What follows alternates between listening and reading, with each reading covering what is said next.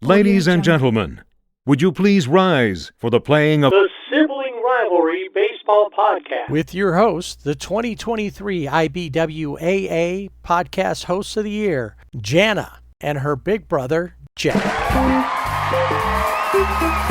Baseball, postseason, fire. It's crazy how great postseason baseball is. And it's not for the reasons that we think. Welcome to playoff edition of the Sibling Rivalry Baseball Podcast. Yes, we are a couple days later than normal because we wanted to make sure we got all of the division series done. And that took a little bit longer than expected. But luckily, we know somebody that controls the weather. They're not in the hurricane department, so we have nothing to do with that. But this person could push rain into the forecast in Cleveland so that they played the game earlier in the day instead of playing it later because they were the only game on Saturday. So we got all that out of the way, and now we're here to just kind of brush over it because who really cares about all the other ones when you're a show that mostly talks about Dodgers and Angels, and we know the Angels aren't in anything. Although they do say they're going to spend more money next year. On what? On what? Anyway, great time of year. One of my favorite things, and of course we know this, is that when you're watching a team when you're watching games in the playoffs that aren't your team. Oh, by the way, Jan is here too. It's not just me. Yes, I am. I'm just listening as you go along. What is it? I heard the other day. I think I told you I got into kind of watching Big Bang Theory. I really didn't know anything about it, and it was one of those shows that like came along where they had like these ensemble shows and what was How I Met Your Mother and something else. I think there was another one that was in there. So you're like, oh, okay. So one day I got on Facebook, I kept getting those little reels and I thought, oh, those are kind of funny. And I'm watching enough of them. Let me see what it's all about. And I found out that I'm very Sheldon-like in many ways, except as smart as he is, I'm as dumb, So beyond that, there are many things, I don't like to be around people either for the most part. It's too people-y out here. But yes, exactly. But they did say something, and you had used this term, and it made me laugh even more when Howard and Raj were determining who was going to be the superhero and who was going to be the sidekick. I think it was Raj called Howard a bloviating buffoon. I have used that. And yes, a couple seasons ago. Bloviating. I remember exactly when it came out. Is when I told you that they should have left Clayton Kershaw. Oh, that's right. To get the no-hitter against the Twins. Or give him a shot at the no-hitter that early in the season. No, we got to save him. And what happened that year? Did they win the World Series that year, as I recall? They did not. And now look at what happened. He is not in the postseason. He's not in the postseason at all. Because of that? Is that what you're saying? I don't know. Had they left him in, imagine how bad it would be now. I don't know. I mean, I don't know how long that toe spur. It seems like he's had it his whole life or something. We just found out about it. Well, he's been hanging out with Anthony Rendon. He's got a problem here, but we're looking at his shoulder when it's been his toe that's been the problem the whole time. Yeah, he's like, I love Clayton Kershaw, but he's kind of like the Operation game. And you're like, okay. That really. Well, he's going to be a Hall of Famer. We know that. But when it comes to Clayton Kershaw, he really is the guy in the Operation game. So definitely a guy we'll probably talk about when we get to our season wrap up after the playoffs and everything, as somebody who might want to think about retiring, save the Dodgers some money. But we'll see. With that, though, one of my favorite things about watching the playoffs, especially not a team that I'm actively rooting for, is watching the fans of those teams will try to will their team to victory. They're sitting there, they're clutched up, or they've got their hands in prayer, praying to the baseball gods. Oh, please, oh, please, oh, please let my guy strike this guy out, or let him hit the home run. We'll talk about a little bit about how some fans in Detroit, they had the fans in Detroit were praying the whole time they were in Houston. They make it to play Cleveland. They've been playing, praying there. We know the Mets fans have been doing that. The Yankees fans are alternating between praying and cursing their team out. Right. Now, do the Mets fans, you know how like some people light candles? Do they have grimace candles? Maybe, but I wonder if they would do that because grimace holds such a high place. But maybe instead of those candles that have like the Madonna on them, or those right, whatever like, they call them, saints. I don't know, or saints or whatever, they have candles with grimace on them. Or maybe they just filled up those old McDonald's cups that had grimace and the Hamburglar. Remember, you used to get those? Yes. And maybe they filled those up with wax, and you can take them and light a candle for the Mets. Maybe.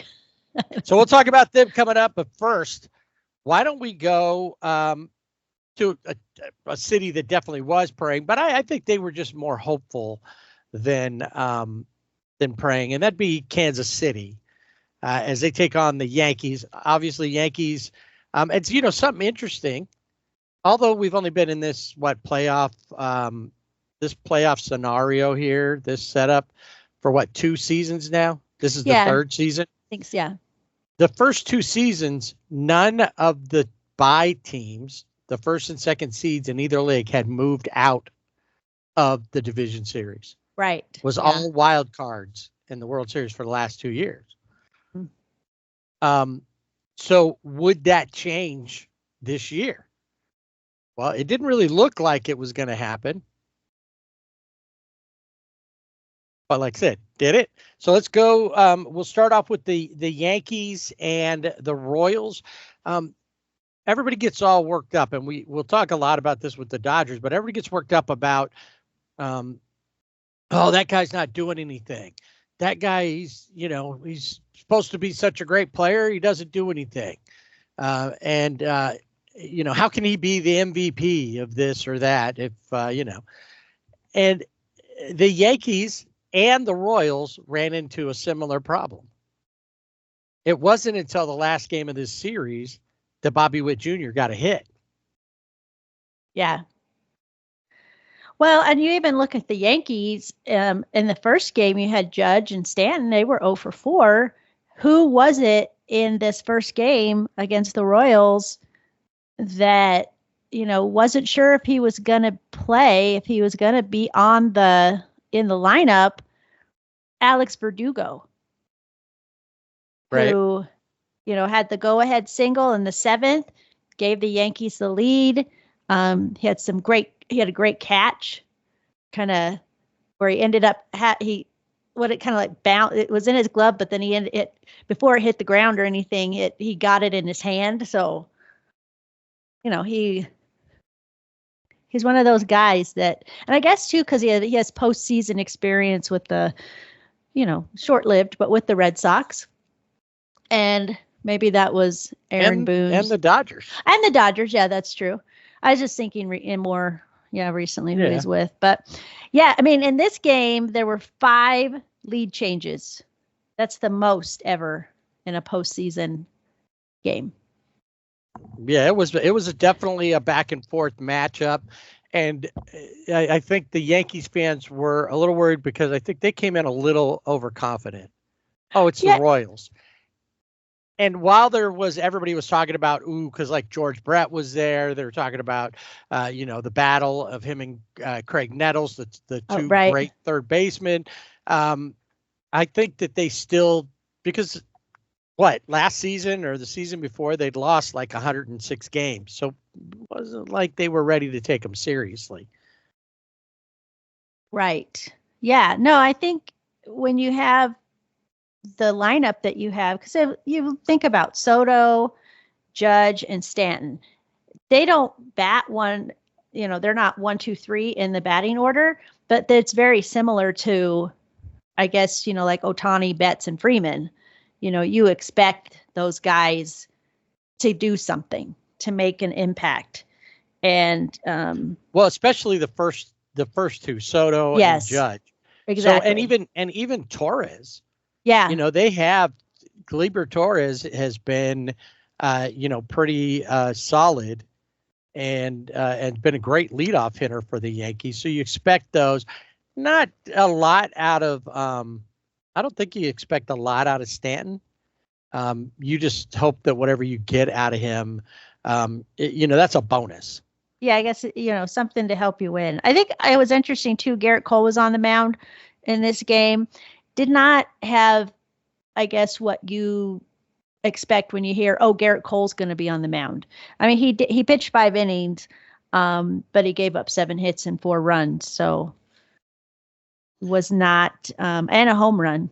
So not as Garrett Cole-like, I guess, as Yankee fans would have wanted him. Yep. Home run to MJ Melendez in that game. Yankees end up taking that. And something interesting, too, is there are no sweeps in any of the division series. Everyone went at least 4 games, including this one. Yankees grabbed the first win in Yankee Stadium and get prepared for the next night to take on the Royals again. And, the Royals coming out hoping that all of the great things they did during the season, they hope that Cole Ragans would pitch very well, and that Carlos Rodon would be an issue. Well, they kind of got what they wanted. Yeah, in this game, Soto 0 for 3. And Carlos Rodon, how long did he go? 3 2/3 innings. Yep. 7 hits, 4 runs, 7 strikeouts, but gave up a home run. And this was a good win for Kansas City. Salvador Perez had a home run in this game. Garrett Hampson was 2 for 2. But again, you mentioned Bobby Witt Jr. 0 for. And I think there's something to be said. We see this, and we're going to see this across the series with different players, that you have to think about. The regular season of baseball is 162 games, and everybody wants to get into the postseason. And as much as you want to continue, your home runs that you had, I don't even know how many Bobby Witt Jr. had, 30 plus home runs. I don't remember how many he had total. Yeah, 32. Okay. And he batted .332. I mean, he led the American League in batting average. Yeah, but that doesn't always translate over to the postseason. And unfortunately for Kansas City, it didn't for Bobby Witt Jr. in this series. Yeah, you see other guys on, from different teams that have average, maybe even below average years, but when they get to the playoffs, they thrive during that time frame. Mm-hmm. And there's other guys that they drive you into the series and then kind of just drop you off at the door. Right. Because they can't really do anything else. Yep. And Aaron Judge, Bobby Witt, this is his first postseason. Yeah. Aaron Judge has been here before, but he had some issues, with during the playoffs. He got a hit here or a walk there, but he wasn't driving in any runs, wasn't doing anything, to really help the team. And in this one, they drop it 4-2. And they decide, what? We need a day off. Let's go to Kansas City, get some barbecue. Yeah, that's the only reason. Going to Kansas City. Kansas City, here I come. Well, and you got to think, too, the Royals had been away from Kansas City for 2 weeks or so because they had to go to Baltimore, play in the Right. wild card there. Then they went to New York, played 2 games there. But before that, so they were probably ready to be home and definitely hoping for a different outcome. Yeah, it was kind of sad. Yeah. They got swept in the last 2 games at home. And it just wasn't honestly, it really wasn't anything. This series was kind of just Yeah. It wasn't. nothing huge. There were moments. Giancarlo Stanton had a great game 3, home run, a double, goes 3 for 5. But Judge, goose egg. Yeah. Juan And Soto, goose egg, did walk twice, scored a run, but still. Giancarlo Stanton in this game had a stolen base, and it's his first stolen base in 4 years. Of any kind, yeah. Of any kind. Regular season, that. Postseason, And Bobby Witt Jr. did get a hit in this game. Yeah. I don't know why I was thinking it wasn't until the 4th game, but he did get a hit in this game. But too little, too late. Couldn't get anything done. Seth Lugo was on the hill for the Royals, who's been one of their lights out guys, and he only gave up 2 runs over 5 innings, which is good considering he walked 4 guys, but they just couldn't keep it together, and the bullpen lost it. It was interesting at the end of the game, they brought in Michael Lorenzen. He's been pitching out of the pen.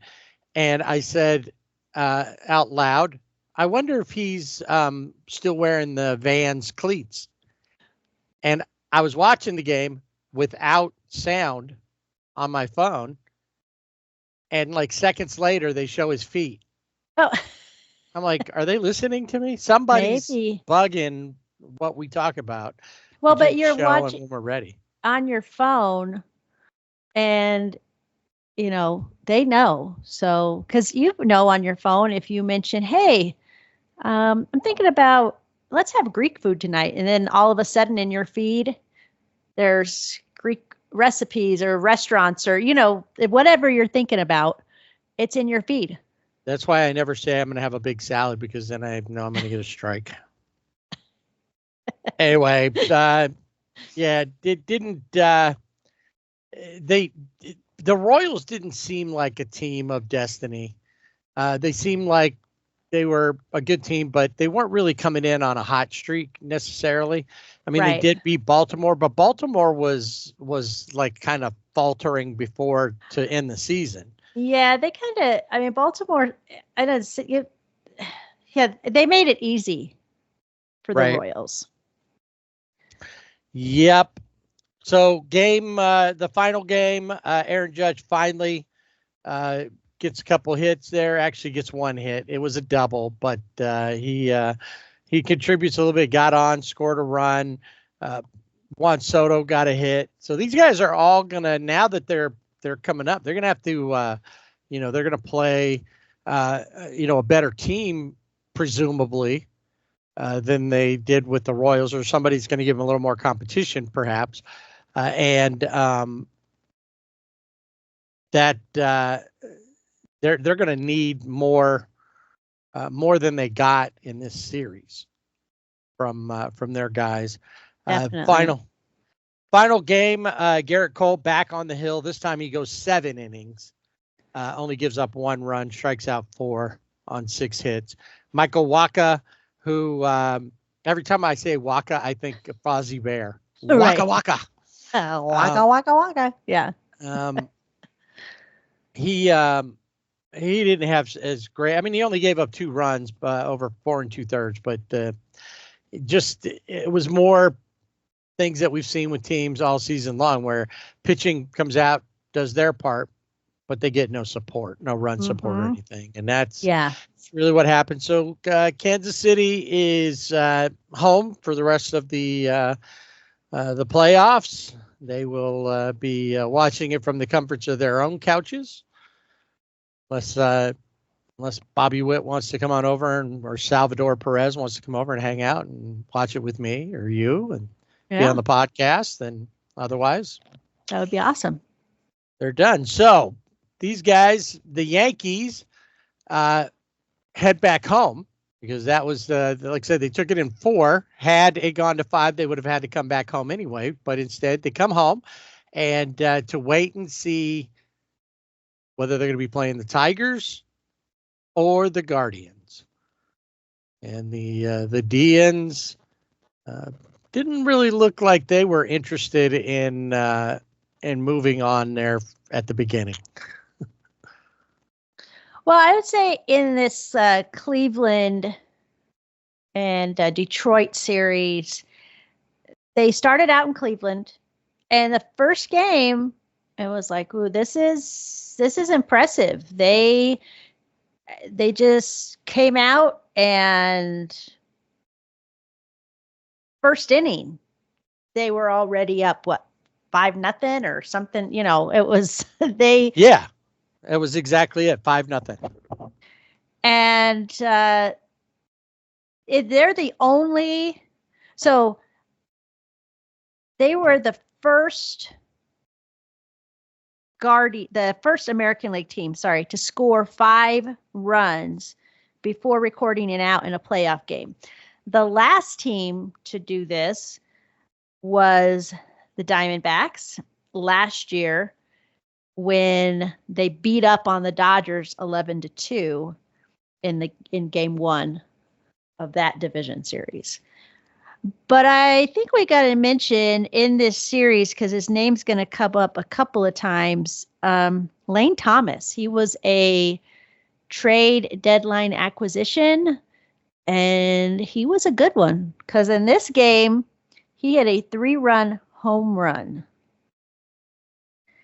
And Stephen Kwan had a double in this game, but it was Lane Thomas who really sealed the deal for the Guardians. So had the Tigers lost their magic?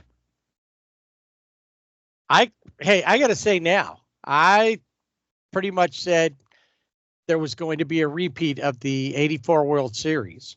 Yes, 40 years did. later, the 40th anniversary edition. And after this game, I was like, ooh, did I step in there a little too? Because the Tigers looked like they were, just like I mentioned with the Padres, they came into the series hot and together. Yeah. They looked like a cohesive unit. Plus, they had the best pitcher in baseball this season going for them in Tarek Skubal. Mm-hmm. Regardless of his mom calling him out and grounding him. That is, regardless of that, they had that going for them. And the Guardians or Cleveland in general are kind of like Milwaukee. Every year they seem to put together a pretty decent team over the last few years anyway. And they get to the playoffs and then that's it. They don't really go anywhere. Right. First round, wild card, or division series. They don't go to championship series games. I think the last time they had been to a championship series game, 2016, I think is what I saw. Yeah, that's right. So here's a team that just kind of seems like Milwaukee seems to go every year. But it's like, what's the one piece that we're missing? They got rid of a lot of guys that they had and still made it. The Padres got rid of guys and still made it. In fact, both Milwaukee and the Padres got rid of the same guy and still made it. That's true. I didn't think about that. Yeah, Josh Hader. So yeah, that's right. And where's Josh Hader this year? On the couch. Yep. Sooner. He made it earlier. Earlier. So, here's a team that the Tigers coming in and then they get blanked. First game out. but I think that's not unusual when you think that they just came out of the series with Houston, and that series they weren't even supposed to be there. And they kind of played, I think they ended up playing a little above their heads, and when they come in, the Guardians have been sitting. They're like, we're ready for you guys. You got nothing. Yeah, maybe that emotion that they needed, and like they were overly in Houston because it's like we have to win here to move on. And so I thought when I saw this game, the 7-0 score, I thought, I think the Guardians might just sweep Detroit at this point. It did have that feel, but that's not what happened. Nope. And what's really weird is Tarek Skubal pitches this second game for Detroit. Cleveland sends Matthew Boyd to the mound, former Tiger, by the way. And these two, now Skubal goes 7 innings, gives up no runs, strikes out 8. Boyd only goes 4 2/3, but doesn't give up any runs. And it is late in the game. Both of these pitching staffs, Skubal for 7 innings for Detroit, and then their bullpen, and the Guardians. It's kind of weird when you see how this ends up and who got the L. Yes, definitely, and how it happened. So this, as you mentioned, it's scoreless till the 9th inning, and that's when Kerry Carpenter steps up to the plate, and he hits a 3-run home run off of Emmanuel Clase, who, this is a guy who has been like scoreless or, hasn't given up any runs for 100 innings. It's not that much, but that's what it seems like. He was the player of the month for September, and he had, like 40 plus innings or something crazy where he was, or was that 40 some saves, but whatever.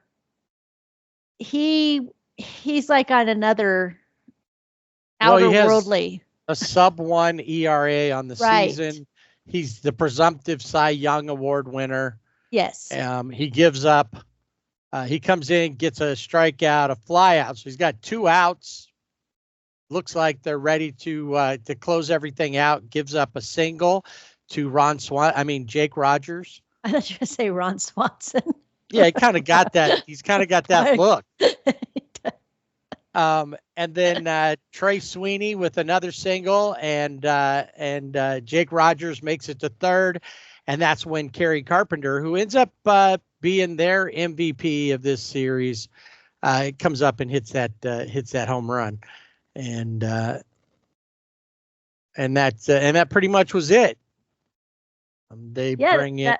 So now it's tied. The series is tied. So then you're like, okay. And 7-0 in the first game, 3-0 in the second game. How's this third game going to go? They get to Detroit, and not quite as dramatic. No. No, when they're at home, the Tigers score first. They score right off the bat in the first inning. They get 1. They do it again in the third and again in the 6th. And the Cleveland just couldn't do anything. They couldn't score any runs. They couldn't get any hits. They were held to 6 hits. Yeah, that's it. By 6 pitchers. Kiter Montero's. It was kind of a bullpen game. He went an inning. Then it was Brant Hunter who went 3 1/3, and that's kind of how it worked. They only gave up 6 hits and struck out 6, and that was it. Yeah, and this is, when you look at Cleveland and you think they had 6 hits, 3 of those hits came from Stephen Kwan. Right. He had half of them.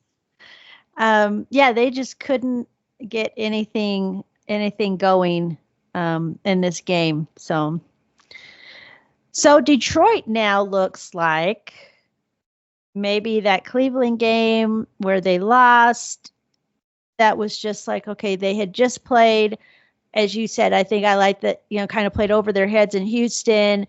They lose the first game, but that's okay because they can just win. They just needed a breather, right? Just a break. Yeah, that must have been. Yeah, right. And it's such a long flight between Cleveland and Detroit. It's really long. For those of you who are geographically challenged, that was sarcasm, by the way, or sarcastically. See, I got to go back. Sheldon doesn't always see sarcasm. I do, though. I'm the opposite of him there. Yes. I live in sarcasmville. You do. But it goes to game 4. So what happens in game 4? Stephen Kwan gets 3 more hits. That's exactly right. Cleveland ties this series, and David Fry has to be the game 4 hero because he hit a pinch hit off the bench home run. Isn't that kind of almost, any home run is great, but when you're come off the bench and you hit, you're a pinch hitter. Yeah, because it's so, you're cold. Right. They always say that, to come off the bench cold like that. You're taking a few warm-up swings, but it's not like when you're a pitcher coming in and you get all that time in the bullpen to warm up and all that. They just grab you, get out there. It's like going to run. I got to stretch out my hamstrings. I got to run a couple of times to get that. Nope. Get out there and get on base. Yeah. Well, thing. Get to the plate, grab that bat. Exactly. And he had a pinch hit home run, but then in the 9th, he had a safety squeeze that helped Cleveland get the 5-4 victory. So definitely MVP of this game. I learned something about Detroit. And remember last year we talked about it with the Orioles, where people were saying they're there too early. They made it too early. We knew they were going to make it, but they made it too early. That's why they didn't play very well, or that's why. And I'm like, there's no such thing as too early when you're in the playoffs, even with the young team. So this team is young. The only player, now remember, the Tigers, if they hadn't made it this year, they would have been tied with the Angels for the most years of not being in the playoffs, 10.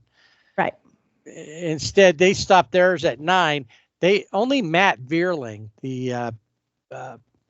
he's the only one that had any postseason experience. Nobody else on that team had ever been to the postseason. Kerry Carpenter didn't act like it. He seemed to carry them. He had a pretty decent. Zach McKinstry had a home run. Yeah. In game 4, but they just couldn't put it together. And Emmanuel Clase did what he was supposed to do. Yeah, what we expect him to do. So yeah, the Cleveland wins 5-4. They head back to Cleveland, and I figured. Go back to Cleveland. Cleveland has home field advantage, and that they're at home, so that's always usually helps. But they had lost at home. Exactly. So, but then I was like, well, but the Tigers have Skubal on the mound, and I think I'm going to go with the Tigers on this one in this game 5. And I was wrong. This was a pretty good game. Yeah. As far as that goes, it was tight. Skubal in the postseason had not given up any runs. So he's looking really good. He's controlling everything. The Guardians are having a problem with him. Boyd on the hill for the Guardians, but he doesn't really it's kind of another bullpen game Yeah. for Cleveland. But Skubal goes 6, and it's not until that 6th inning that he starts having some issues, and he ends up loading the bases. And here comes the guy you don't want to see. Now, there's a few players. Obviously, we talked about Stephen Kwan, another 3-hit game. Yeah. Kwan's just a hitting machine. You never know what's his name, Fry. Right, Could Fry. very well do that. Lane Thomas has had a great postseason. Yeah, we hear his name again in this. And so here comes Jose Ramirez. Yes. And you really don't want him up there because he's been, but once again, we've been talking about this. You've got these big name players, and Jose's one of the biggest in the league. Yeah. He's doing his Aaron Judge, Juan Soto impersonation and not hitting a lot. He had, so he comes up. He's only, I think, over the series, he only batted 188. Yeah. So Nothing to write home about. And I'm like, bases are loaded, 1 out. What's going to happen here? Can Skubal get out of it? And of course, he's earned his right to pitch out of that. And I have to give it, as much as I'm not an AJ Hinch fan. Yeah. I had to give it to him that I felt he managed that right, because Dave Roberts would have already been out there pulling somebody. He'd have been pulling a pitch right there. So, and not bringing the right guy in at that point as well. So he lets Skubal finish up his inning there, or keep going with the bases loaded, 1 out. You're hoping for a ground ball if you're a Tiger fan, and the Tiger fans that were there in Cleveland were, praying hands up. Yes. And concentrating hard on let's get a ground ball. And Skubal goes in and gets Ramirez, J-Ram, right below the elbow on his forearm. So I'm sure it stung a little bit, but luckily that's not usually a place you got to worry. It's a little more meatier because the muscle's there, and not just bone on, ball on bone kind of hit. So he hits J-Ram, and that brings in a run. You think, oh, okay, well, it's only 1, and that tied it up because the Tigers were able to draw first blood. Carpenter knocked in a single, and Carpenter wasn't moving very well. He's hobbling. Yeah. He should have had a double off of the hit that was only a single, but he could hardly run. But anyway, he knocks in that run. Well, now it's tied. And you're like, okay, well, if you're a Detroit fan, you're like, we got time. We're a team of destiny. We have time. Yeah. Well, the magic looks like it's starting to wear off a little more. And then here comes Lane Thomas. And who did they pick him up from again? You remember? I don't remember. Do you know? They got him from Washington. Yes, he got it from Washington because I remember they asked Jose Ramirez about him, and he said, "Where's he from?" And they said the Nationals, and he said, "Oh yeah, he's a good player." So they pick him up. Tarek Skubal throws him 1 pitch. 1 pitch, that's all he needed. And that pitch landed in left center field up that. And the announcers in this game continue to talk about the 19-foot wall. Yes. They kept saying that it's 19 feet because the Tigers kept hitting it off the wall. Yes. They weren't hitting it over the wall. They're just hitting it off the wall. Well, he put it over, grand slam, 5-1. It would have only been, it was 1-1. Had he been able to get out J-Ram and not walk in that run, then, it would only been 4-1, but maybe he'd have got J-Ram out.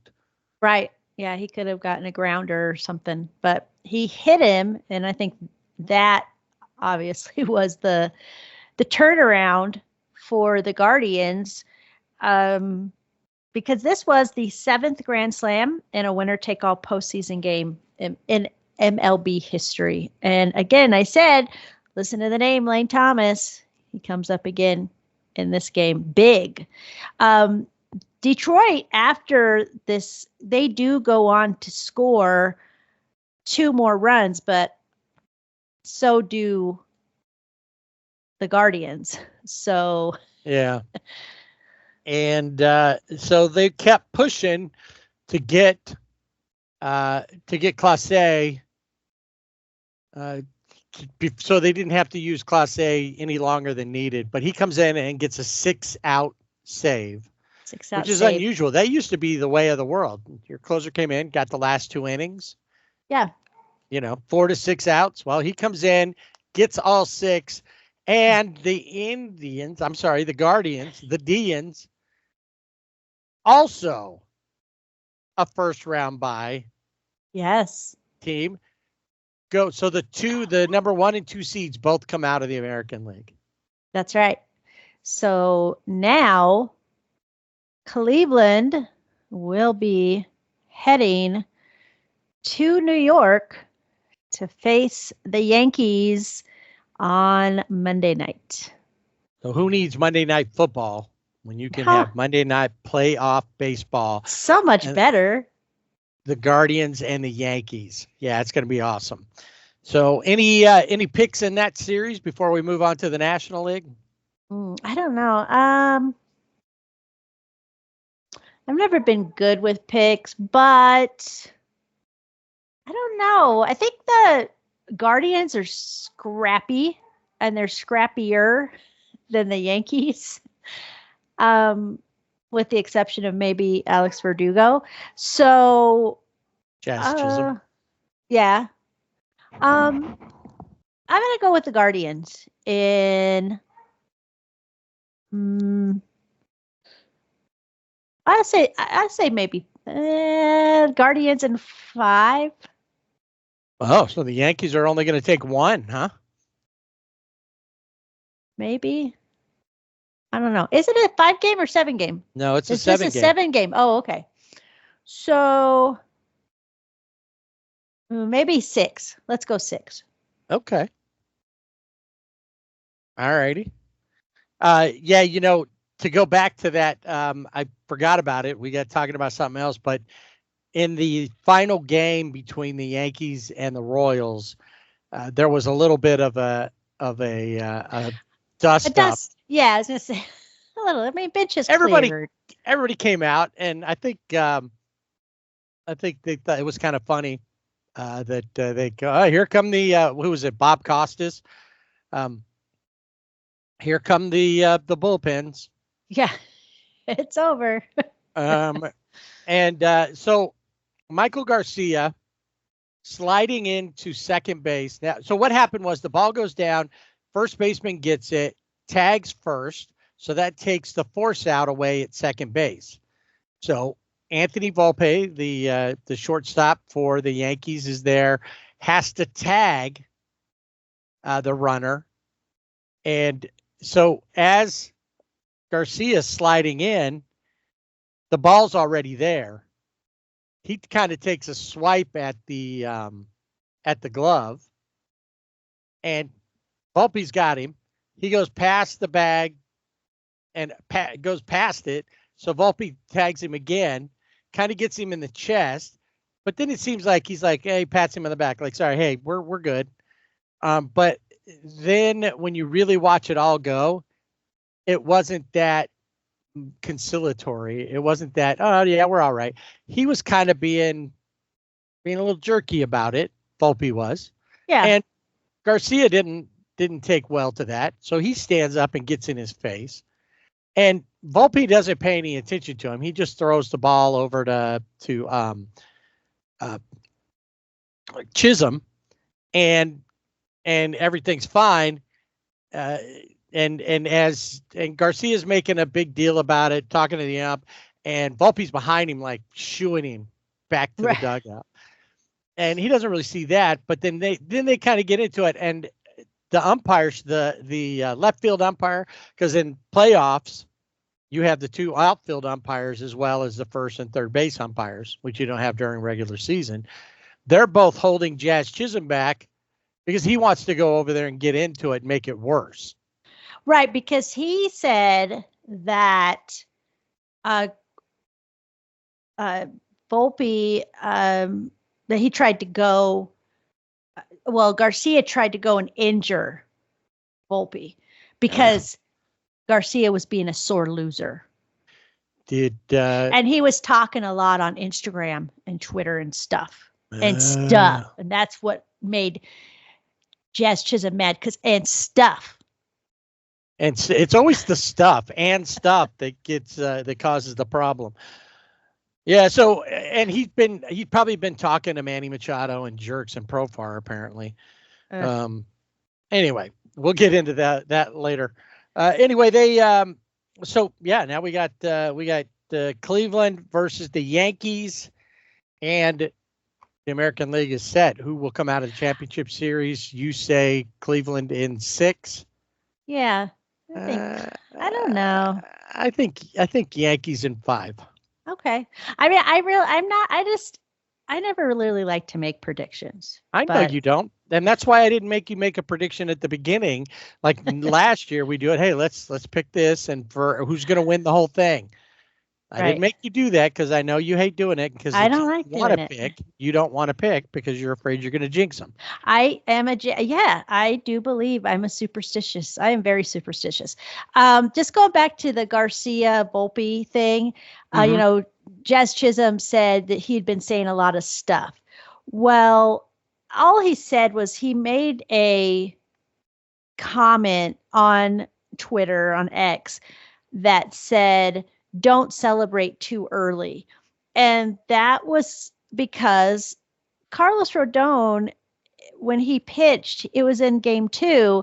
He only goes 3 2/3 innings, but you would have thought that the way he was, the gestures he was making after a strikeout or he got somebody out, that they were later in the inning, later in the game. And then to get pulled, after 3 2/3 innings, he just said, "Don't celebrate too early." Well, that was the stuff that Chisholm. Yeah. I like Jazz Chisholm, but he's too much of that into that stuff. Right. Exactly. He's and that stuff. Yeah. All right. So let's go back to New York. Actually, let's go to Philadelphia. Crazy thing when you look at the National League. Both series were interdivisional rivals. Yeah. The Mets and the Phillies, and of course the Dodgers and the Dregs. Now we saving the Dodgers for last because, more invested in the Dodgers. And Superstition comes up more as we're going here. And we know that baseball players are very superstitious. So it makes sense what's going to happen here. So, the Mets, I kind of overlooked them at the beginning because they were having some problems. Then they finished the season strong. But you're like, man, they're not. I don't know. I'm just not convinced. But they picked up on the Phillies at the right time. The Phillies in the marathon this season started out too fast. Yeah, right. That's exactly right. They were like, we got to go. And then you could see towards the end of the season, they were not playing, I guess, like you expect the Phillies to play. Well, not how they had been playing. Right, how they had been playing to be in the position that they were going into this series. And the Mets had been, riding a high. They had that series against the Brewers. There was a lot of, that was intense. You had, Winker and Adames, and he's like, meet me in the parking lot, and lots of stuff going on there. And it went all 3 games. Yeah. It was the only series that went all 3 games out of the wild cards. Right. So you wonder what toll that takes too, coming in to play a team that's had some rest. Well, this is one of those questions we've asked. Having the week off or coming in hot. The Mets just came off of a 3-game series that, they could have just as easily lost. They come in excited and happy because they beat the Brewers to take on the mighty Phillies. And, the questions are, who's going to step up? Who's going to be the heroes? We don't know. Is Francisco Lindor going to lead the charge again? Or is he just, what's going to happen? Is it going to be some guy we never heard of? And are they a team of destiny? Well, and in this game, a lot of times I think you want to score first. I think that just seems to, it doesn't always happen, but you want to score first. Your team wants, and the Phillies had scored first. And they've got a guy to do that. Yeah. Who's big in postseason home runs, in Kyle Schwarber. Exactly. Of all the people to lead off, you'd never think he's a leadoff hitter, but he's really shown he's done well for the Phillies as the leadoff hitter, and he goes 2 for 5 in this one with the leadoff home run, like you said. Yeah. So Phillies have to feel pretty good because in this game they were leading all through the game until the 5th inning, and that's when the Mets had a rally and they scored 5 runs. And now all of a sudden the script has flipped and the Mets are up 5-1, and the Phillies faithful, I think they too are very, having lived so close to Philadelphia, being in that sports market, they too are, praying, cheering, but also cursing. Yeah, they got that same feel. Yes. Where they're going to cheer you and boo you all in the same game. Exactly. What the Mets did, they waited out Zach Wheeler. Yeah. Wheeler throws 111 pitches over 7 innings, only gives up 1 hit, strikes out 9, and then he gives it up to a bullpen that just couldn't do anything, which is sad in the case that Jeff Hoffman, not really a name that we heard through the season, but Matt Strahm was an all-star. We saw him in Arlington. We did. Pitch for the National League, and he gives up 2 runs, and it's the bullpen that falls apart. Kodai Senga only pitched 2 innings in that game. I don't know if that was by design. He did give up a home run, only threw 31 pitches, but I'm just wondering, the way it looks, that may have been by design that they didn't pitch him all out. But that's what it seemed. But maybe that was their plan going in. The Mets go and score another run in the 9th, and Philly does the same, but it's too late. Philly cannot come back, and the Mets win this first game 6-2 in Philadelphia. Right. So now you're really starting to feel like the Mets, or like the miracle Mets of 69, or the Mets of 86. Certainly not the Mets of 1962. No. That lost 120 games. And those guys, I'm sure, if we went back and looked at the roster, those guys are all celebrating. Like the Dolphins, the 72 Dolphins that went undefeated. I think it was the 72 Dolphins that went undefeated. Every year when there's a team that gets close, the minute that they lose, they all get together and champagne toast and everything, that they're still the only undefeated team over a full season. Right. So this game, honestly, when you start looking at what happened at the top of the Mets order, especially Mark Vientos with 2 home runs in this game, Francisco Lindor 2-hit game, Brandon Nimmo a 2-hit game, 11 total hits and 6 total runs. You would think, hey, these guys were on fire again. And, they had Luis Severino, who's been their ace all season, on the mound, go 6 that game, gives up 3 runs. You're like, okay, we're doing all right. Yeah. Well, nope. Edwin Diaz is to blame for your woes this time, Yes. which is strange because he's like Emmanuel Clase a lot of the time. Yeah. Maybe not quite as good, but very close. And he blows the save, gives up 3 runs, runs his postseason ERA to like nearly 12.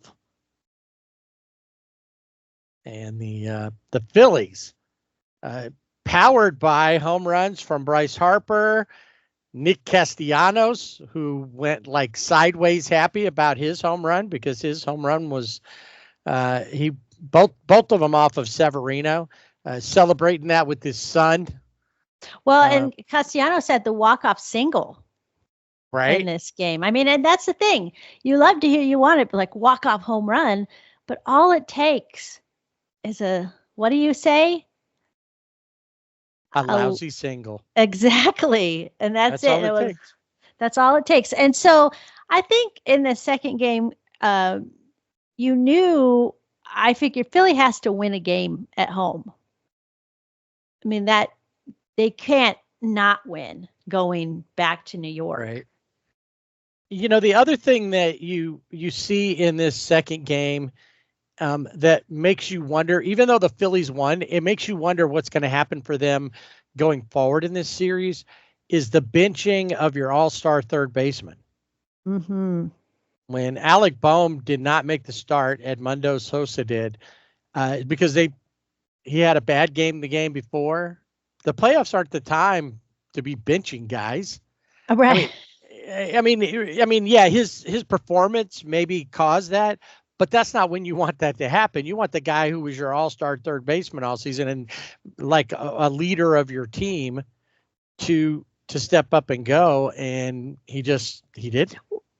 Yeah, he didn't. But Sosa, who came into play, was 0 for 2. So it didn't really solve the problem for the Phillies there. Not at all. So the Phillies split the series. Excuse me. The Phillies split the series at Citizens Bank, and it moves to Queens City Field, which City Field has never seen a postseason celebration. The last time the Mets were in the playoffs, they were still playing at Shea. Oh, I didn't think about that. That's right. Yeah. Well, the last time they won a playoff series, they were still playing at Shea. That they won at home. They hadn't won one there. They won the playoff series, but they did it in Milwaukee. Yes, right. So they hadn't done it at home. So there's never been that series. So here we go. We've got Sean Manaea and Aaron Nola. Manaea pitched pretty well versus the Brewers, but who knows? Well, and Nola is by far overall a better pitcher. Oh yeah, and I think you feel confident that you have Nola on the mound going into this game because New Orleans rocks. I mean, sorry, but yeah, you want Aaron though of the Nolas. Yes. Now, not Austin. No. Is Austin even still in baseball? I don't even know. I don't know. That's a good question. We'll have to answer that for another episode. Some other day. Yeah, Sean Manaea, 7 innings, gives up 3 hits, only 1 run, and has 6 strikeouts. Nola has 8 strikeouts in this game, but he gave up 2 home runs. Manaea didn't give up any. So you had Pete Alonso with a home run, Jesse Winker with a home run, and Grimace just hanging out, to give the Grimace power. And talk about praying. He's not only praying to the bait. Grimace is praying. You see him in the stands. And not only is he praying to the baseball gods, he's praying to the purple gods. Yes. He's trying to even call on the spirit of Prince who we know was his purpleness, That's right. to do whatever he could. He's like, I know you're from Minnesota, Prince, but these Metropolitans, they need. They need They to. need- Well, and was it You before? need to teach the Phillies what it's like when doves cry. That's- Let's go crazy. uh, Let's get delirious. let's go. Well, the subway. I mean, this is how quick they work. One of the I guess it was the train that goes to Citi Field. They had put decals like of Grimace on the I saw side that. of Did the you see when Grimace train. got onto the train Yeah. and all of the fans were jumping together? It's, you know what? It's easy to hate New York fans. Yeah. But I think people think that of LA fans. Yes. We'll talk a little more about that. We definitely think that of, other places, but there's just some places that they're a little crazy. Philadelphia. Yeah. Talking about. So here you go. These guys, they get to Citi Field. All this stuff is going on. I mean, it was really fun to watch this town because they weren't expecting to be there. No.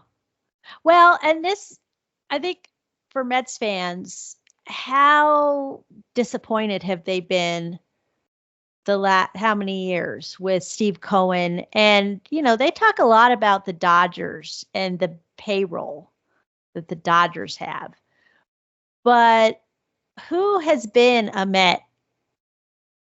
Justin Verlander, Max Scherzer, big dollar guys. I'm trying to think of those are the two that pop in my head, but bringing people in and then they do nothing. And, even Francisco Lindor, who, is still there. He predates. But right. He predates those, yeah. but yeah. But I think when you bring a player in like that, like Francisco Lindor, you think, he's got to do something. I think people maybe even thought about where does even Javi Baez play now? Is he in Detroit? I mean, he's not. He was injured, but right. He's on the wheel, but when you have those names, I think fans think, oh, this is going to be it. He's going to help take us to here. Well, you would also think that the names that they would have that on this team yes. would be bigger names. Yeah. Based on the money that they're spending. Their overall salary is higher than the Dodgers. Right.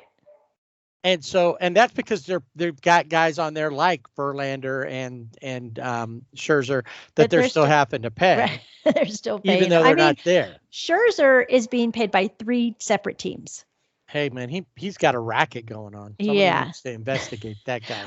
But my arm let's hurt. get back to the Mets. My arm's tired. I can't pitch anymore. Okay, we're gonna trade you. Okay, but you're still gonna be paying me. So.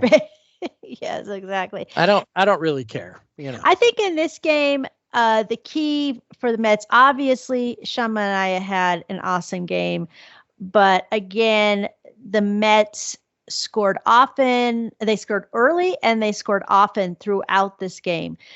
The Sean Manaea kept the Phillies. Like I said, he pitched 7 innings and he only gave up 3 hits and 1 run. So. Right. So, and Aaron Nola didn't have quite the same success, gives up 4 runs on 5 hits over 5 innings pitched. And they just couldn't get anything going on their own side as far as the offense goes.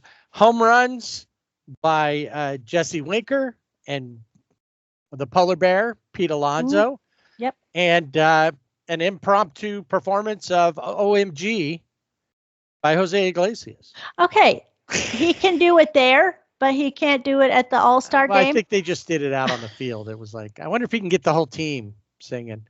Maybe. Somebody's always holding up the OMG sign somewhere. Right. So instead of the Miracle Mets this year, we have the OMG Mets. Yes. I think that's better. So the OMG Mets are now 1 game away from eliminating the number 2 seed in the National League. And This is the first series that wraps up. Yeah. And final game, also there at Citi Field. So you already know where we're going here. Yes. And the interesting part about this is Philly score first in the fourth. The Mets are kept scoreless until the sixth when something really big happens.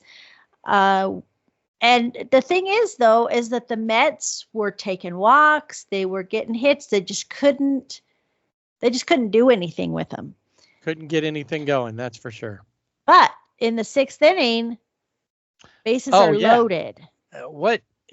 So Ranger Suarez on the hill, which another guy's been great for the Phillies. Jose Quintana, former Angel, on the hill for the Mets.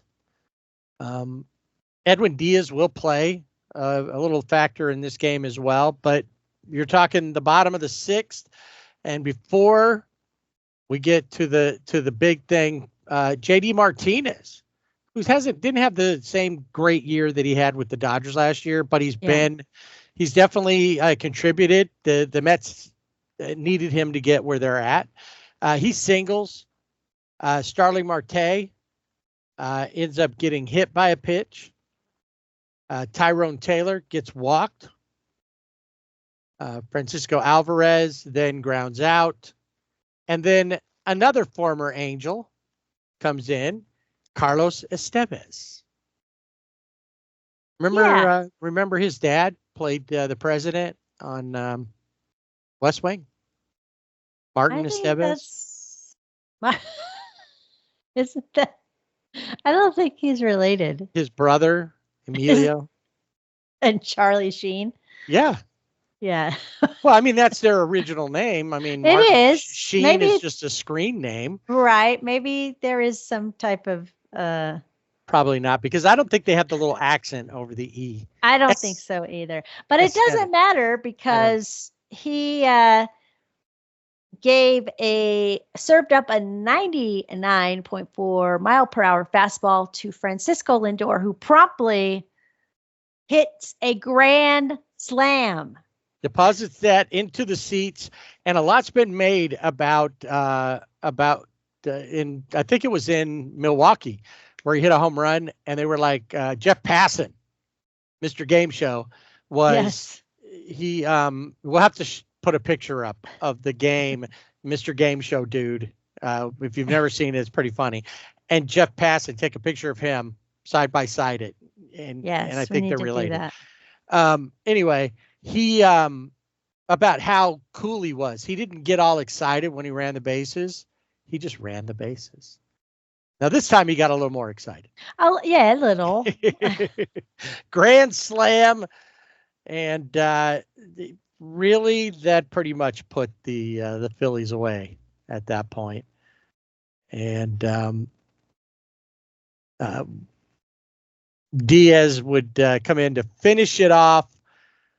Throwing just his one inning, striking out two. He did walk two, faced 5 batters, but it didn't really matter. In the end, he shut down the Phillies.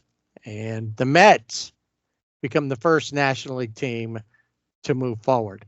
And then they're having to wait and see which airport they're flying into on the West Coast, because regardless of who wins the Dodger-Padres series, they're going to SoCal. Yep. So then they could have just came out and then just went, somewhere like in South Orange County somewhere, hung out on the beach for a couple of days, and waiting to see, are we going south? Or are we going north? That's right. Which way are we going on the 5?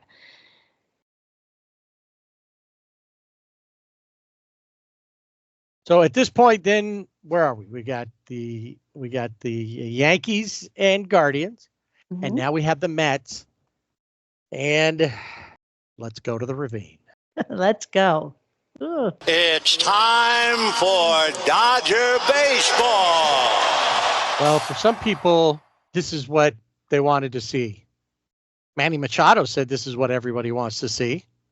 Dodgers Padres. I think some people would have preferred this series be the championship series because it was going to be much more emotional than the Phillies Mets. These guys, everybody said it. I heard a lot of people say the real rivalry is always going to be with the Giants, but the Dregs are certainly making a statement here to be 1A when it comes to rivalries. Yeah, I think the history is it's always going to be Dodgers and Giants. That's just, but the Padres like to inject themselves into situations, and that's what they've done. And they are the pestering little brother down there that they really are. They feel like, hey, they feel left out. Yeah. And they act like it. Yes.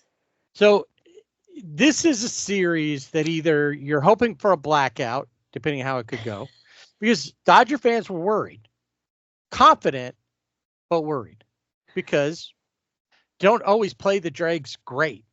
And the Dregs, this is their World Series every year. They've said it.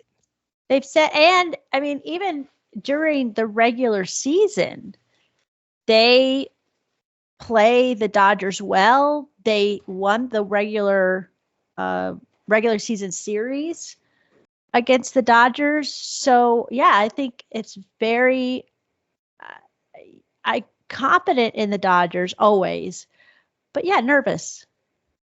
And you got to be nervous because you never know who's showing up with the Dodgers. That's right. The bats go cold. We already knew the pitching was going to be an issue because so many pitchers were hurt going in. And what's going to happen? The guys that you thought might be in there, Gavin Stone never made it back. You thought he'd be there. Tyler Glasnow. Kershaw. Tyler Glasnow. Yeah, he just disappeared and then was okay. He was in the dugout during this series. Clayton Kershaw, there was a thought that maybe he would be okay. Nope.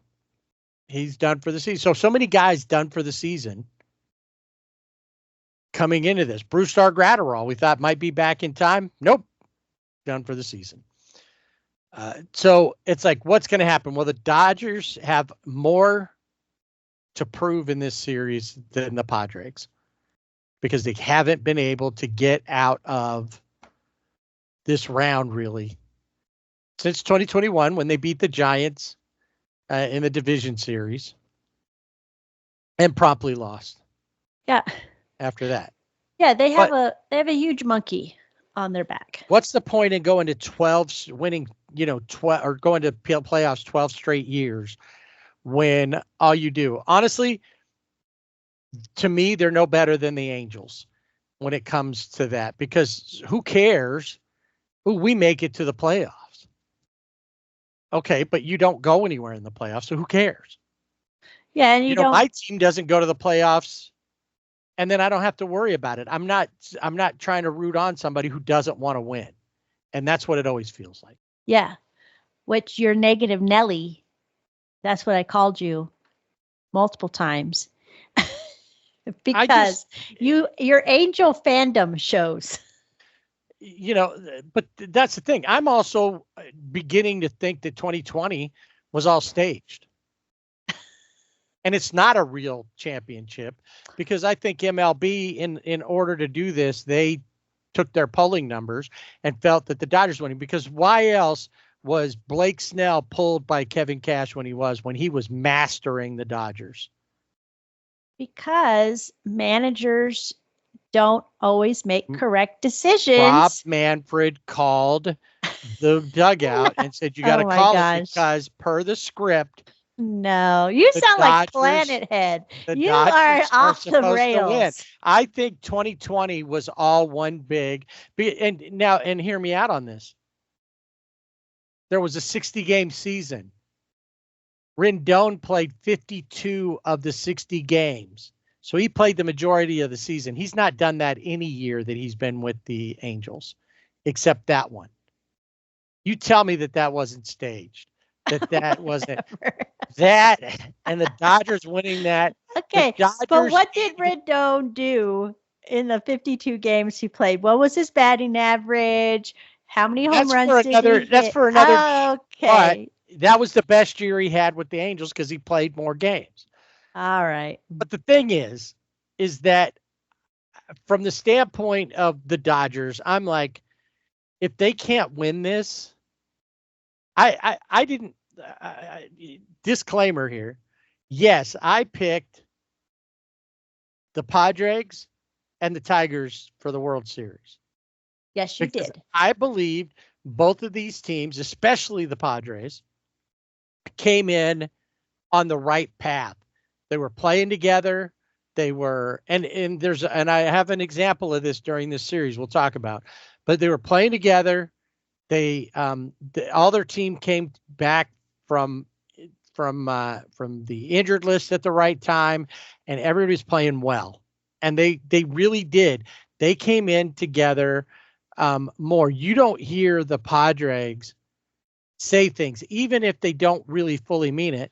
Like when Mookie was asked when he came back about going to the number 2 slot, he goes, well, whatever Shohei wants, that's what happens. We just fall in line.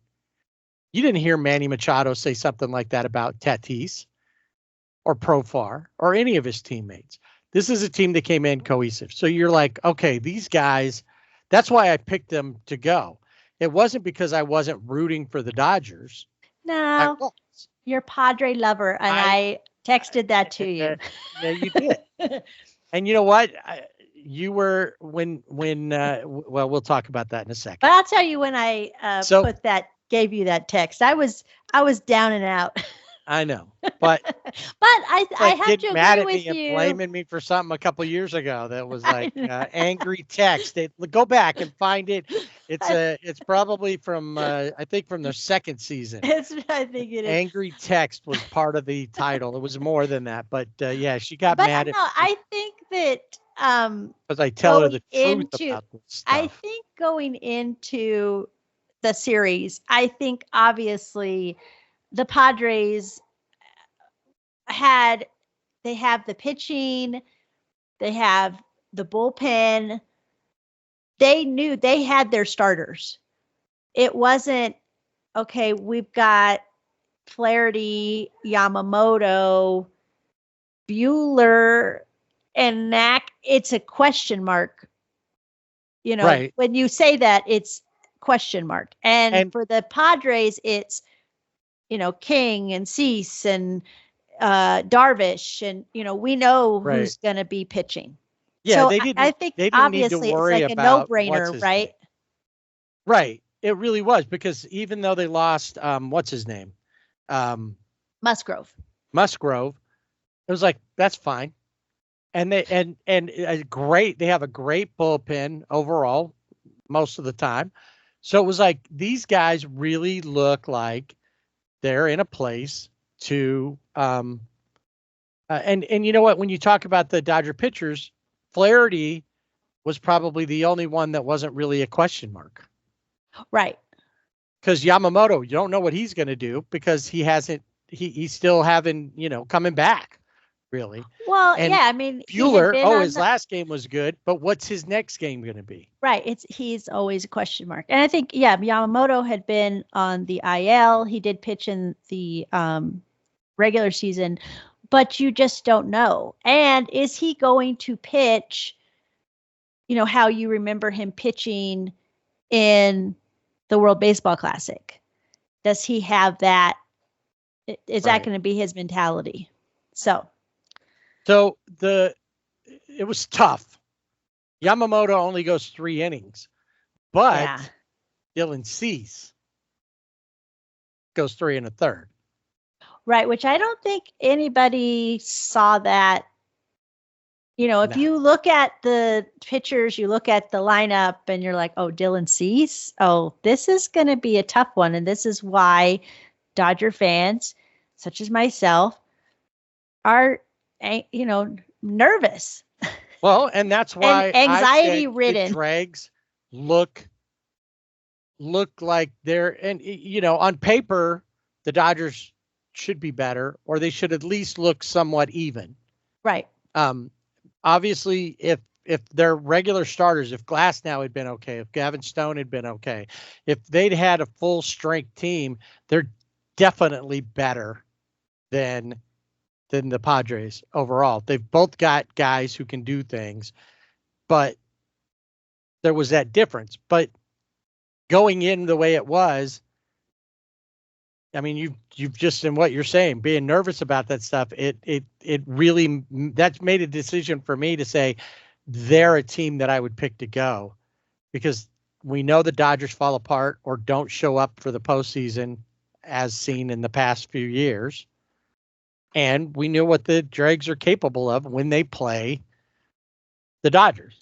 Exactly. So it was no surprise Yamamoto only goes 3, like you said. A bigger surprise that Dylan Cease only goes a little over 3. Both give up 5 runs, and just bad outings there. And when you think that it's all, maybe all is lost early in this game, first inning, Jerks and Profar, who we're not fond of, drives in Luis Ariz to score the first run, and then Manny Machado comes up and hits a home run that scores Tatis, who walked. It's like the 3 nemesis have now all put runs on the board and made drew first blood.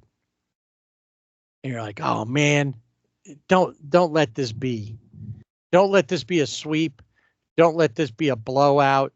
And it really, for a little bit, felt like, what are we going to do? What are we going to do? And then bottom of the second shows up.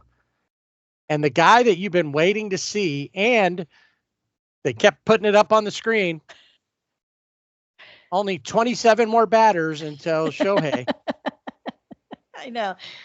And they were making fun of that. I had noticed that, and it's like 2 batters away.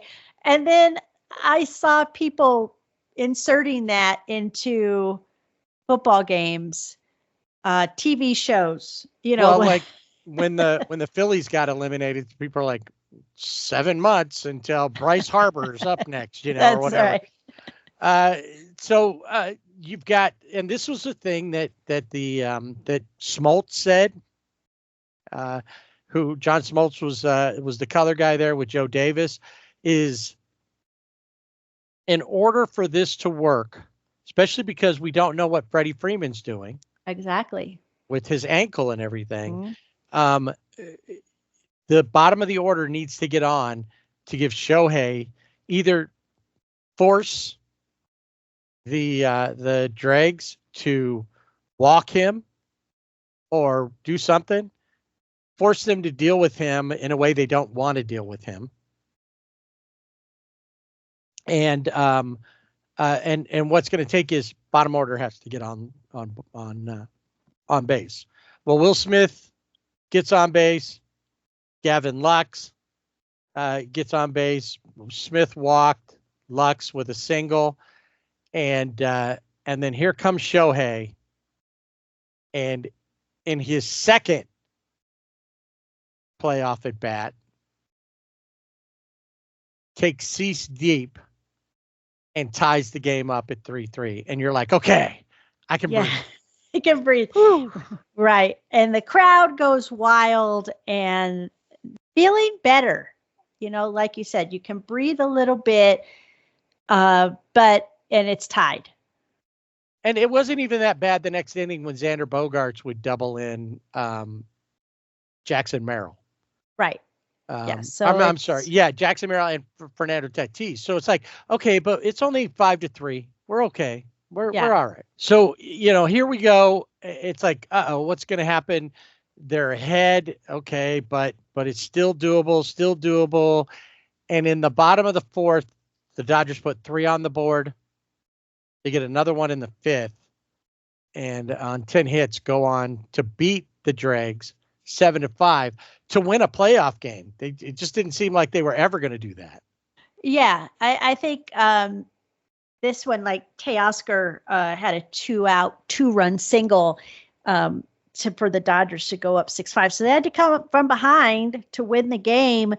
But I think as a Dodger fan, watching the Dodgers enough, even when they have 2 outs, you're still hopeful because they kind of seem to thrive on that. And in this game, Freddie Freeman, who's still dealing with, an ankle injury where he had sprained that ankle. If you watch throughout the series, you can see when he played, his cleat is taped. They've got that thing, I don't know, like stable. And also, we found out that he was on legal drugs is what he said. But yeah, I mean, I think also you have the adrenaline, but he stole a base in this game. And I was like, whoa, okay, that's cool, but you don't need to steal a base. We don't need you to steal a base, Freddie. He was trying to get something happen. Yeah. The bullpen comes in and really saves the day for the Dodgers, and this will play in more in this series. It wasn't until Brazier comes in for Yamamoto, gives up a hit, and it's not until Blake Trinan, who gets the save, comes in, then another hit is given up. In between Vesia, Phillips, and Kopech, blank the dregs, and really the Machado home run is only the really big shot out of all of it, and it just doesn't look that big with the way the rest of the game goes. So you're like, I'm as a Dodger fan, and you being a live and die Dodger fan, yes. How were you feeling? I felt good after this first game. Well, I mean, how'd you feel going into game 2? Confident? Going into game 2, I don't know that I was. I felt good about the intensity I saw from the Dodger team. We have not seen that in the previous seasons, and I did feel good with Flaherty on the mound. I thought, he's been decent, and as you said, he was not a question mark. So I thought, okay, we can continue this, see how this goes. But this second game was off the rails. Not just the score, but just how the Padres showed up to this game. And in contrast, the Dodgers very much look like in this game the Dodgers from the previous postseason games. Yeah, that they did. played. They didn't look like they were a match for this No. Padres. They actually look like the Padres team that I saw coming into the playoffs was the team that was there game 2. Yeah. Yu Darvish, who the Dodgers always have an issue with, goes 7 innings, only gives up 3 hits. He does give up 1 run, only strikes out 3, but he controls them. And the thing that gets me is I continue to sit there and watch this and go, he's not throwing anything differently. Yeah. They're just in their own heads. There's no reason why they shouldn't, but he pitched them very well, and he took advantage of whatever was going on with them. Jack Flaherty it wasn't terrible. He throws just over 5 innings, gives up 4 runs on 5 hits. The bullpen kind of implodes after Banda and Hudson, and things get. Well, I think one of the issues that I had with because again the Padres scored first, they scored again. They scored 1 in the first, they scored 2 in the second, but the Dodgers scored in the second. So you're like, again, 3-1. Okay, they've been in this position before. And then from the 3rd, 4th, and 5th inning, quick, there's, scoreless. But what got me is when you look at the Dodgers, you have Flaherty and then, Banda, and you said Hudson. Brazier, who the night before got the win and looked good, he gives up 2 hits. And then you're like, why? I mean, and maybe it was kind of a white flag moment. Why would you bring in Michael Grove? Why would you bring in Enrique? What's his last name? Henriquez. Because I had to think Hernandez, Henrique. Anyway, Henriquez, yes, the rookie, and he gives up 3 runs. And not only that, San Diego, 6 home runs. I mean, Yeah. it was just horrible. And yes, this is when I had my angry, mean tweet to you that you're a Padre lover and you pick the Padres. I know to that's win. your team. I know it's your team. I know you love them, and I'm done. I'm done with you. No. Yep, she was fired up, And I told her, I said, it's not about that, but it's not that I'm not rooting for the Dodgers. It's just this is the team that I knew could beat. The problem with this is, and we'll see this manifest in this game. This game right here, the very first number one, Shohei, Ofer, Mookie, Ofer, Freddie for the 2 at bats that he had, Ofer, Kike goes in his spot, Ofer, Teo and Max get 3 hits, Lux and Edmund each with a hit, but that's it. The top up there, nobody. Max had a home run. You thought, ooh, maybe that'll help get no. This team was beat. And this is where in this game, Mookie looks like, because it's a big topic of conversation, Mookie's got to get over this to break his postseason slump. Yeah. And he hits a long fly ball to left field. It's out of the stadium. Yes. But Jurickson Profar, who had never had robbed anyone of a home run, had always wanted to do it, picked that moment to do it. Where the fans were that couldn't have got over top of it to get that ball away, they didn't do it because he was in their domain. Right. And then when he comes down, he pulls the Julio Rodriguez. Yeah. Like he doesn't have it. But instead of just turning around and then going, I got it, he bounces around and kind of looks at the fans. And one of the fans in the video points at him, goes, oh, okay, you got it. He knew he had it. He pointed at him like, okay, don't. He wasn't being mean about it. He was just like, all right, I see what you did there. But he was taunting the fans. And I think that started the train in motion.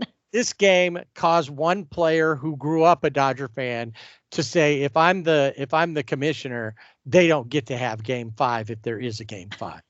Because the Dodger fans are the worst in the world. You know what? Dodger fans aren't.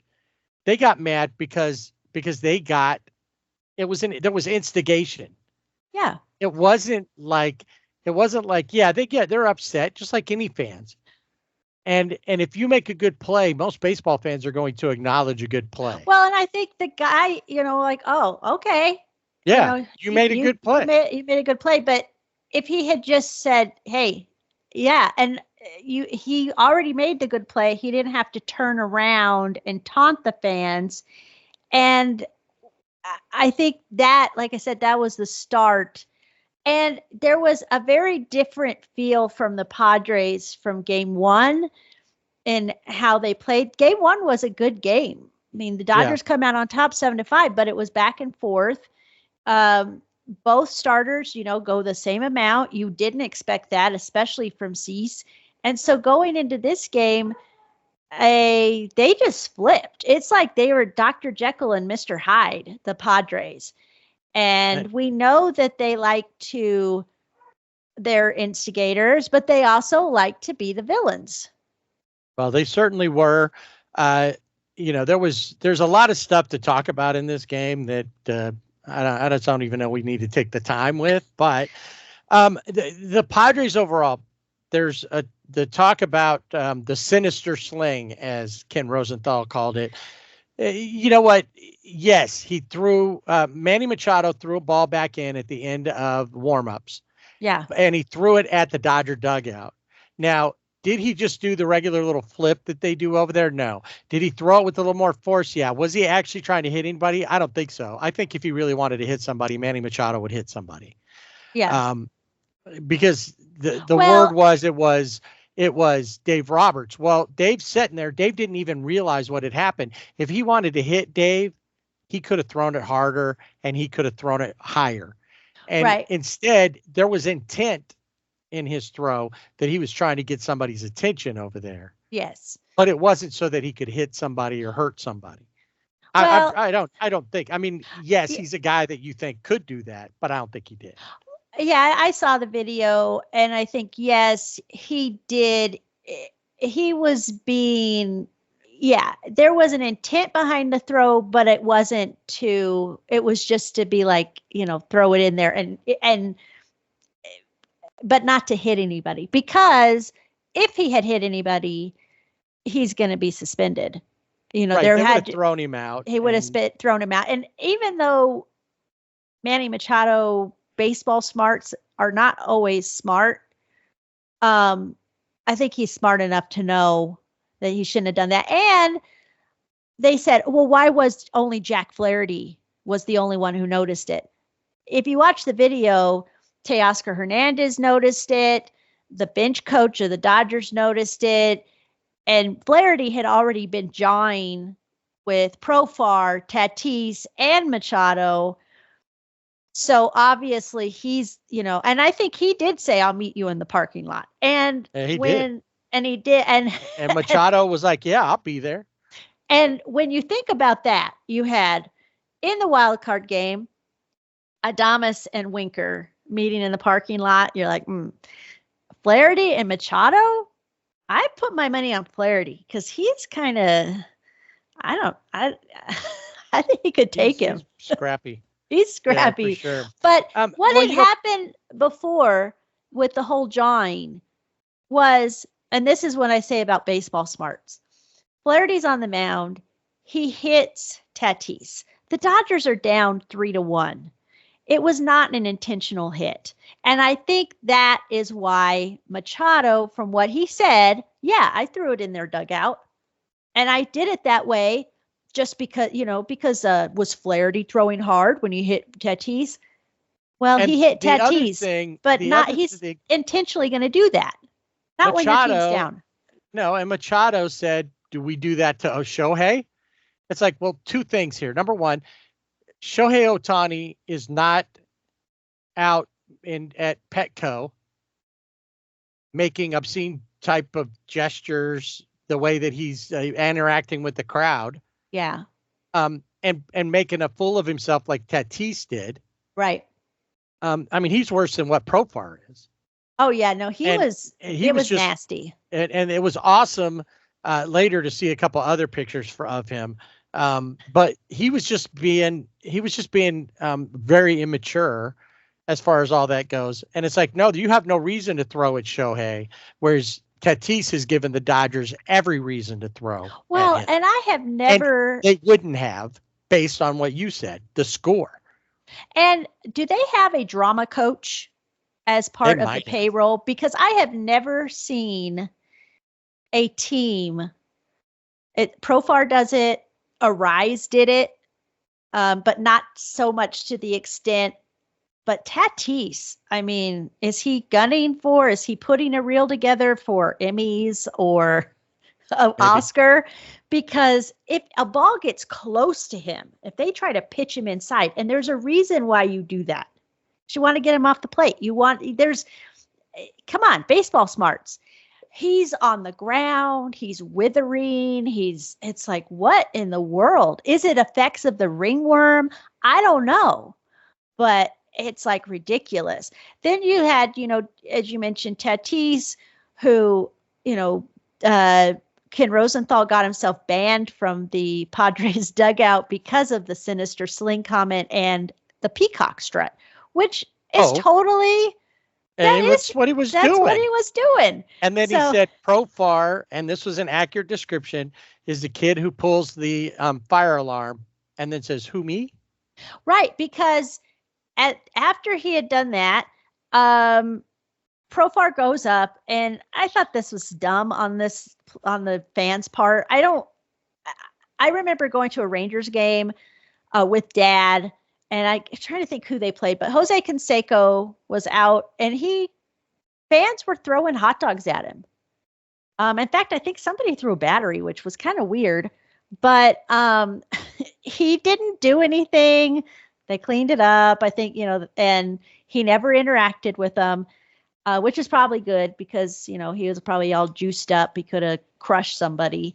Roid rage. Yeah, right. But it shouldn't have happened. But this guy, Tatis goes up, gives him a ball, and he throws it. But he throws it the other way. That was Profar. I mean, Profar, sorry, not Tatis, Profar. Profar gives him a ball. He's walking away. The fan throws it the opposite way. He wasn't throwing at him. I'm not condoning that. I thought it was silly. If a player gives you a ball that's been, then take it, right? Because that doesn't happen very often where you get a Major League Baseball. Anyway, but I've never seen where the whole team, except for Darvish, right, who was on the mound, was that right? Yes. Mm-hmm. Who had to come out. Yeah. Had to come out and surround him and console him. I thought he was going to cry. And then Mike Schiltz out there, he's going to jump in. I thought he's going to jump in the stands to take on and then it was like, oh, and look, he has an Alex Vesia jersey on. Okay, what does that mean? Is that Alex Vesia is a bad guy? The whole thing was just dumb. And I was yelling at the TV, and I'm like, you're a crybaby, blah, blah, blah. And yeah, it was ridiculous. Well, the fans got crazy, but everybody that's on the field wants to make it that the fans were the cause of this. And they're not looking at their own actions. So they walk away with the big win, and it was like a soul crushing win. 10-2. It was, and I have to. But it was away and all the extra because it was extra emotional. Exactly. It was extra emotional. It was just ridiculous. And then for them to come out and say, Dodger fans are the worst fans and they're horrible. But then you see where Padre fans have thrown beer cans at Cody Bellinger in other times. They've done other things. So no fans are saints. And you cannot put the whole fan base as this awful fan base when you have one or two bad you always have that. Number one, yes, you can. You can, but I mean, I don't think that's fair because I wouldn't even say accurate. Right. It isn't accurate. But this is the thing. I think I get irritated. I know I got irritated with you, but I also go to school because I'm a counselor at a high school, and I have to deal with somebody who says that he's a fan of the Dodgers. This sounds familiar, but he's a realist. Does that sound familiar? And I'm like, but you have to me, it's you wipe it clean. They're going to San Diego. Yes. Am I nervous? They're going to San Diego. Absolutely. But have I been nervous this whole time? Yes. But I've seen the Dodgers. I know what they can do. So let's go to San Diego and see what happens. And I think in this game was a turning point for the Dodgers. I'm not a realist. Because if I was a realist, I would have been rooting on San Diego the whole way. But I picked them to go based on what I saw trying to be a baseball, just an analyst kind of idea. Let's look and see what we have. Does that change if we had a nationwide show or something and we were talking about it, it doesn't matter. I'm not Dontrell Willis who said, I'm still getting checks from the Dodgers, so the Dodgers are going to win. Right. Even though I'm sure he believed it, I'm going to look at it and say, as much as I think the Dodgers can win, I also have been a Dodger fan long enough to know that they tend to fall apart at this time of year. Mm-hmm. And the Padres seemed strong coming in. I think that is a But- fair assessment as an analyst, but as a fan, As a fan, we'll get to what I did yes. in a minute. But this game, I did not do that. And this game is really what drew me to do what I ended up doing. Let's just, you know what? Michael King's on the mound. Michael King's been an ace for the Dregs Yeah. all season long. Walker Buehler, another question mark. Buehler does go 5 innings, but he gives up the gut punch. The TKO was the second inning. Yeah. And, well, and he is he's to blame, and he took the blame. But there were also miscues on Miggy Rowe's part on defensively. Yeah. You know. No, there was the throw from Freddie to second base, right, that ends up hitting Machado in the back. Not much you can do about that, but still, there was that. Miggy thinking that he could get to second base before the runner did and then still make the throw. Which is done because the runner is Jackson Merrill, and there was absolutely no way. No, and he ends up losing out on that. So yes, there were a lot of issues, but the Dregs took advantage of them, and that's what teams are supposed to do. Yeah. The better teams are supposed to always be able to take advantage of those mistakes. When you make a mistake, the other team, they've got to do, and they did it. And in the second inning, they scored 6 runs. In fact, to the point that even though the final score of this game is 6-5, and in the next inning there's a big shot, it doesn't seem like it matters, because all of the emotion and all of the talk about deflating balloons and deflating spirits, it happened 2 games in a row. Yeah. This 6-run inning, the Dodgers looked like the White Sox. Yeah. They couldn't play any games. And even though Teo comes up and ends up hitting a grand slam the next inning and they end up losing to 6-5, that 6 innings all at one shot was just one after another. It felt like they scored 60 runs. Yeah, I think too, this was for me, it was a heartbreaking loss because now San Diego goes up 2-1. And after Teoscar's grand slam in the third, the bullpens on both sides keep both teams, offensively quiet. There's no more scoring done. It all happened in the first, second, and third inning. So there was, it's like they just couldn't get anything else going, but the Padres didn't get anything else going either. No, they were able to slow down. So keep that in mind, that after the second inning, the Padres didn't score the rest of that game. The Dodgers scored in the first and the third. Mookie got a home run. Yes, and it wasn't caught by anyone, but it's like a carbon copy. Oh, yeah. And it almost, I say it wasn't caught, it was almost caught. It went off of his glove. Yes. And Mookie, instead of just going on and running like he did the time before, because everybody thought it was out, he just turns before he could even get to second base to go back to the dugout. And then they told him, no, it was good. And he had to go back to hit second base to come back around and get there. Yeah. But that even kind of took away that, really, because he was like, here we go again. Yeah. The team deflated. Even though that ended up being, because even when he went by and they do their little hand thing, he was like, whatever. Well, I think because you think that he had it again because he did it the other time, and he's already for whatever since, for this whole postseason. It said like 2021 or whatever. It's ridiculous. And so, you could see like, we got a home run, but it was, it wasn't the normal celebration. Here we are thinking this is about it. It's all over with. And I say, fine. You guys want to be this way? I'm not watching. And I'm not texting you. No, you didn't. And That I was- told you, I said, I'm not paying attention to it. We went out for dinner and they were showing the game where we were.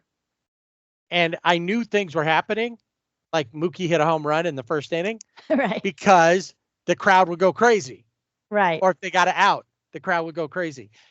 And then, of course, that made Blanca even more. It was like, you don't really want to know what's going on in the game? I said, no, I don't want to know. I have no interest in knowing what's going on. Dylan Cease on the hill for the Dregs again on short rest. Bad idea. Bad idea. Yeah. And this was, I thought going into this game, because of being a fan, yes, I was super nervous, but I also thought this is a different Dodger team.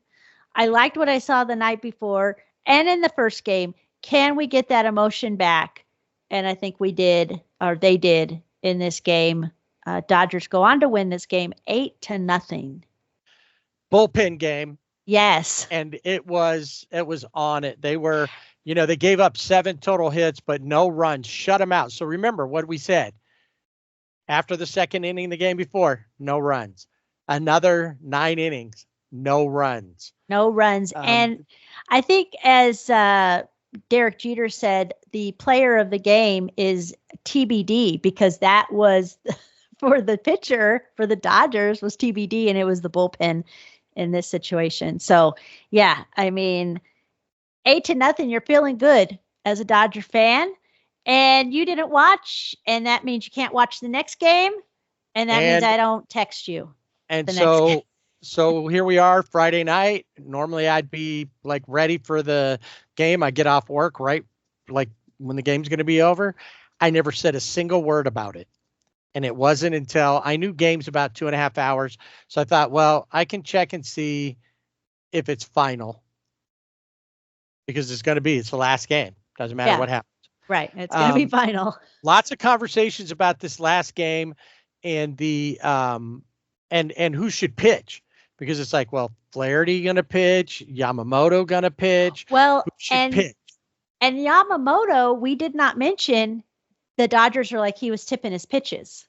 Right. So that's huge. And you got to fix that. And so a lot of people were like, no, do not go with Yamamoto, go with Flaherty. But I was thinking Flaherty, if Yamamoto had issues, he was going to come out of the pen. But that didn't happen. So a lot of conversation around here was go with another bullpen game. Yes. But Steve Mason, who's on the ESPN local show here in LA, said his idea was do the bullpen game again, but instead of doing it the same way, switch up the pitchers. So that way they don't see the same 3 guys they saw the night before. And that gives the Dregs a different look as well. It didn't matter, because Yoshi was not about to have another bad game. And this was a first, 2 Japanese pitchers starting against each other in a playoff game. Darvish back on the hill. Darvish looks okay in this game, gives up 2 runs, goes 6 1/3. Yoshi only goes 5, but only gives up 2 hits and doesn't give up any runs. And neither does the bullpen. No. Yeah. So the Padres go 24 innings without scoring a run. And at the end, Fernando Tatis, who was, I think they saw him wiping tears away, was standing dejectedly in his own dugout. And at the end of this 2-0 win by the Dodgers back in Dodger Stadium, thanks to home runs by the Hernandez brothers. That's right. PK. And they said no 2 Hernandezes had never hit home runs in the same game, in the postseason at least. Right. And this time they did it. Teo and Kike did the first. They hold on and win this, and Profar's like, well, we're not going to give it to the pitching. Their pitching didn't do anything to us. We just didn't get it done. I'm sorry, you didn't score a run for 24 innings. Do you think that was just you guys not getting it done? That's true, you didn't. But that also means that you guys, I think all of that emotion that they put into those 2 games, I think it overwhelmed them. Had they kept their heads, had they played strong, the Dodgers were in a good spot to be to make more errors and to give it up. And Well, in this case, they did themselves in. Yeah, I think they doubled down on that behavior from that second game, especially, and then they had to answer questions about it. And they did. And when the Dodgers were asked about it, it was like, yeah, it happened. I don't know what they were doing. I don't care. As we found out, and at the beginning of this game, Kike Hernandez had a speech before the game, and basically he said, he used another F word, but I'm going to use another F word. Forget them all. Mm-hmm. Well, and that was and it. If you were watching the post game show as Kike's being interviewed by Ken Rosenthal, he uses the word that the motivational buzzword, as we call it. That's right. So the Dodgers, and not in honestly, only scoring 2 runs, you wouldn't think that that's very convincing fashion, but it really did. We talked about soul-crushing losses in the beginning. This was to the Padres and the Padres fans, because there's fans going on, Padres shows saying, well, we beat them last year. Yeah. Okay. Well, what have you done for me lately? Right. Is the question. And when was the last time you won a World Series or even got close to a World Series? So the Dodgers will take on the Mets. The Mets come to town to play starting Sunday. We already talked about the American League doing their thing on Monday. And I believe Jack Flaherty and Kodai Senga squaring off. We haven't heard about the American League that I've seen, just because Cleveland just barely just won. The ink is not dry. Yeah, we'll find out more about that probably sometime today. About when who's going to be pitching, who's up. I'm not sure. I don't think Garrett Cole is in rotation for that because he pitched the last game with Kansas City, so he'll probably be the second or third game starter for the Yankees. But there we go. So 2 games in a row. I took the idea of superstition. Yes. Stevie Wonder said, and Stevie Ray Vaughan in his cover said, superstition ain't the way. Superstition is the way when it comes to baseball. And I can't watch Sunday night's game. I can only start watching the games again when the Dodgers lose. And if you're a Dodgers fan, that's the last thing you want to have happen. If I don't watch anything for the rest, the last game that I can actually watch would be the World Series. The final game of the World Series, if it's goes 7, because win or lose, it's it. There's nothing else. But if I want them to win, I can't watch. You can't watch. You cannot watch. And I have my own. I have my own little superstitions. I'm not going to go into what they are because then you'll. I don't want to jinx it. But I still will not be texting you during games. Well, that's fine. That's fine. I don't want to hear from you anyway. You never tell me anything that I want to hear. You just get mad at me when I tell you, oh, well, this makes sense because of this, or this makes sense because of that. I went back and looked at my text. Did I say something that was really bad? No. Yes, you're Padre lover. Yeah, that was the only reason, was because I was looking at it saying, and you know what? You were being smart. My text, even though what I was saying was true, was also coming out of frustration with the way the Dodgers were playing. Exactly. So, but you were being an analyst. But you were being an analyst using your brain. Which I never I was using using my heart. You were, though. I was doing a brain and you were doing emotion. That's right. All right, that's it for this edition of the Sibling Rivalry Baseball Podcast. Thanks for stopping in. Find us on Twitter at Sibling Rivalry BB without the A. And on Facebook and Instagram at Sibling Rivalry BB with the A. No telling when we're going to be back next week. We will put out a message as to when we think it's going to determine upon how these series goes. So that way we can talk about the series at the end of them and then look into the World Series. So until next time, enjoy this playoff baseball. I'm sure this Dodger Mets series is going to be pretty fun.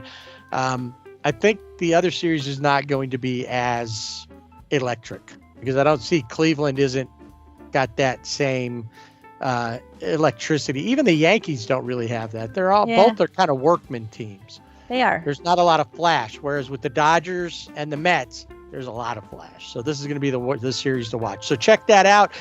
And whatever you do, don't forget to swing away.